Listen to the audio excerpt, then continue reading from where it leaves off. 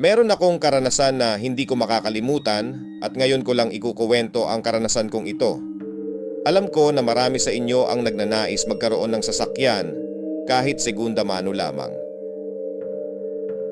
Itago nyo na lang ako sa pangalang Teacher Evelyn.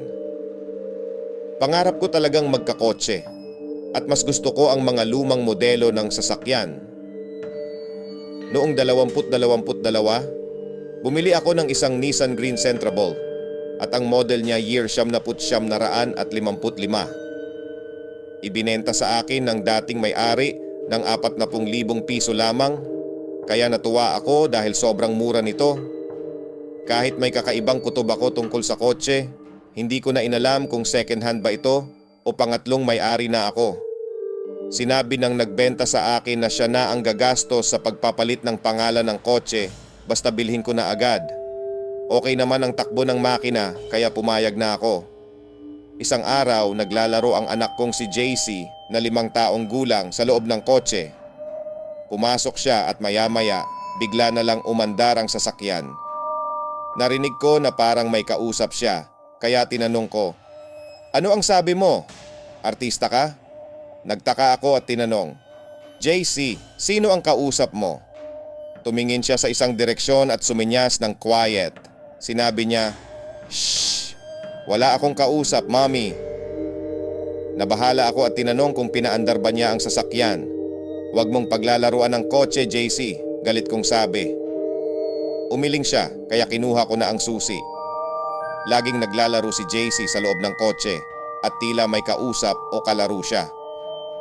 Sa tuwing nadadaan ako sa tabi ng kotse, parang may naaaninag akong isang babae. Siguro nagmamalikmata lang ako, bulong ko sa sarili. Hindi ko alam ang buong kasaysayan ng kotse. Isang araw sinabi ng kasamahan kong si Teacher Alin, "Eve, may kasama ka ba kanina sa kotse? May nakita akong babae sa likod." Nagulat ako at sinabi sa kanya na wala akong kasama. Nagtataka rin ako dahil walang gustong sumabay sa kotse ko. Isang gabi, napasobra ako sa trabaho dahil may graduation kinabukasan. Habang nasa biyahe, pasado 9:00 na ng gabi, napatingin ako sa rearview mirror. May nakita akong duguang babae, parang sinaksak at nakangiti sa akin na parang demonyo.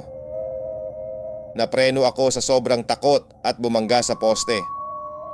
Nabundol ang ulo ko sa manibela pero gasgas lang ang inabot ko. Nanginginig ako at pinagpapawisan ng husto. Nang bumaba ako, nakita kong hindi man lang napinsala ang kotse. Pero ang poste ay may crack. Kilala ko ang mukha ng babaeng nakita ko. Nagpatingin ako sa doktor pero wala namang mali sa akin. Simula noon, sunod-sunod ang mga kamalasang nangyari.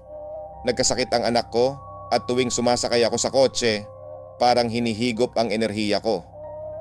Napaisip ako, baka hindi si Mr. Seller ang unang may-ari ng sasakyan. Hanggang sa isang araw, nakakita ako ng luma at kakaibang balita sa dyaryo noong 1995. Katulad ng kotse ko ang naroon. Pumunta ako sa LTO at nalaman kong maraming beses nang ipinagbili ang sasakyan.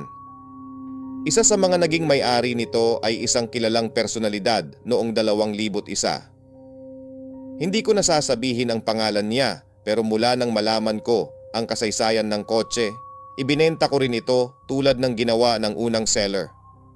Ngayon, gumaling na ang anak ko.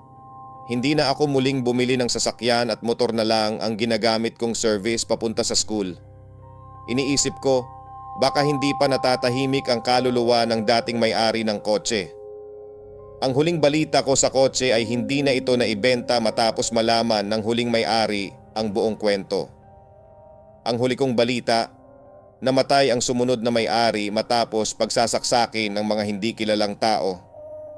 Sa awa ng Diyos, mahal niya ako at hindi niya ako pinabayaan. Ngayon, wala na akong balita sa kotse